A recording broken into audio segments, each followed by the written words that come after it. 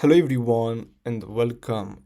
In this video, I'm going to show you how to resize a table in Apple Notes on Mac.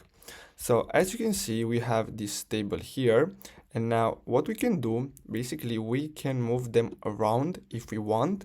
We can change, as you can see, the order, but in order to resize it, so make it bigger, we just have to simply use either the space bar. So we just have to simply add the text, and as you can see, if we use the space bar, basically it's gonna increase the text, the table size. And as you can see here, we can convert to text if we want.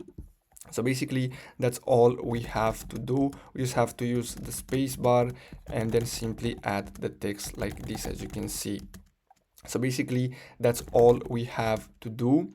I really hope you found this video helpful. Don't forget to like and subscribe, guys. See you in the next video.